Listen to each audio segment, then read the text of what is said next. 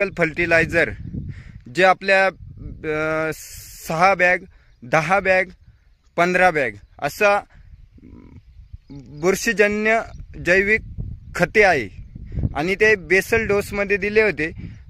लावणी करण्याच्या आधी पेपर पसरवण्याच्या आधी आपण इथं अनिल भाऊ देवरे यांना दिले होते आणि त्यांनी खालून दिलेले आहे।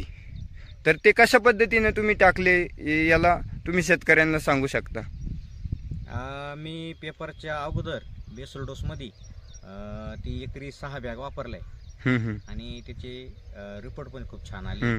तुम्ही बघू शकता त्याची झाडांची ग्रोथ आणि ग्रीनरी। बाकीचं मी रासायनिक मध्ये फक्त 10-20 टाकलेली, बाकी सगळे ऑर्गॅनिक वापरले। ओके, म्हणजे रासायनिक खताची फक्त तुम्ही 10% यूज केलेला आहे आणि 90% जैविक खते वापरलेली आणि लिक्विड मध्ये म्हणजे जवळपास बघा शेतकरी बांधवांनो, आज रोजी तुम्ही बघू शकता हे 2 प्लॉट आहे, पूर्ण ऑर्गॅनिक पद्धतीने डेव्हलपमेंट चालू आहे आणि आज तुम्ही बघू शकता दोन्ही प्लॉट एकदम ग्रीनरी आहे आणि फुलांची चकाकी आहे आणि कालच या फुलांचा झाडांचा खुडा पण झालेला आहे आणि तुम्हाला मुळ्यांची संख्या पण दाखवतो। मेन म्हणजे मध्ये 5 फुटामध्ये सरी आलेली आहे मुळे।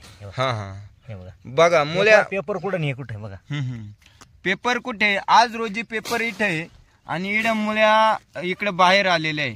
तुम्ही विचार करा, बघा 5 फुटामध्ये मुळ्या डायरेक्ट एकदम 5 फुटामध्ये।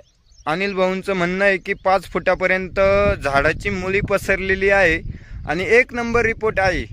जय किसान ग्रीन इंडिया टेक्नॉलॉजीचे पण बायोलॉजिकल फर्टिलायझर आहे आमच्याकडे, 16-17 प्रकारचे खत आहे। ते जय बाबाजी एजन्सी भरवस फाटा